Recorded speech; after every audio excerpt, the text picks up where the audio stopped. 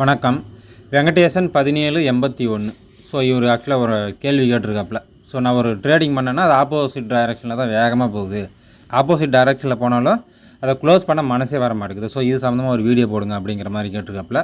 So இதற்கு முரட்டுக்காளையோட பதில் என்ன அப்படின்னா, முதல்ல மார்க்கெட்டோட குணம் என்ன அப்படின்னு தெரிஞ்சுக்கோங்க. எப்போவுமே ஸ்டாப் லாஸை ரொம்ப சீக்கிரத்தில் ஹிட் பண்ணிடுவான். அதுவே டார்கெட் கொடுக்குறான் அப்படின்னா அவனுக்கு டார்கெட்டை ஹிட் பண்ண மனசே வராது. நிறைய நேரம் எடுத்து தான் நம்மளுக்கு ப்ராஃபிட்டை கொடுப்பான். சரிங்களா? சரி, இது ஒரு ஓரமாக இருக்கட்டும்.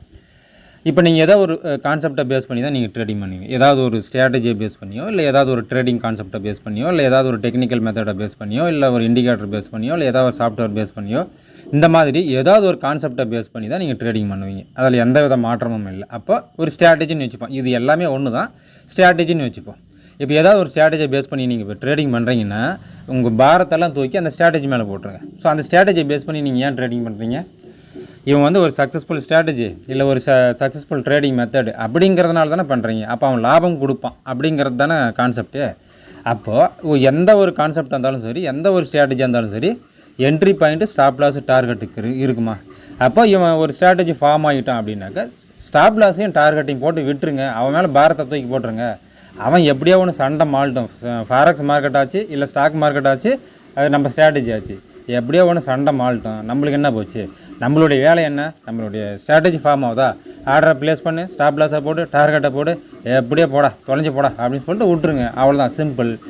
எப்படியோ ஒன்று ஓவராலாக பார்க்கும்போது நம்மளுடைய ஸ்ட்ராட்டஜி, நம்மளுடைய கான்செப்ட் ப்ராஃபிட் தான் கொடுப்பான்.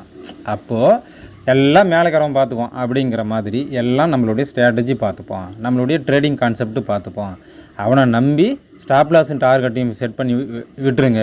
ஒரே ஒரு செகண்ட்லேயே நம்மளோட ஸ்டாப் லாஸ் அடிக்கிறான்னா அடிச்சுட்டு போட்டோம். நம்ம டார்கெட்டை ரீச் பண்ண ஒரு வாரம் டைம் எடுத்துக்கிறானா, ஒரு மாதம் டைம் எடுத்துக்கிறானா எடுத்துகிட்டு போட்டோம். உங்களுடைய கான்செப்ட்டு, உங்களுடைய ஸ்ட்ராட்டஜி, உங்களுடைய ட்ரேடிங் மெத்தடு, இல்லை ஒரு சக்ஸஸ்ஃபுல் கான்செப்ட்டு, ஒரு சக்ஸஸ்ஃபுல் ஸ்ட்ராட்டஜி அப்படின்னா நீங்கள் ப்ராஃபிட்டில் தான் இருப்பீங்க. அவனை கரெக்டாக ஃபாலோ பண்ணால் மட்டும்தான் இது சாத்தியம். இதே போல் உங்கள் யாருக்கு வேண்டுமானாலும் சரி, என்ன சந்தேகம் இருந்தாலும் சரி, கமெண்ட் செக்ஷனில் நீங்கள் பதிவு பண்ணுங்கள். நான் உங்களுக்கு ரிப்ளை கொடுக்குறேன். பதில் எனக்கு தெரிஞ்ச பதில் நான் கண்டிப்பாகவே தரேன். சரிங்களா? சரிங்க நண்பர்களே, நன்றி.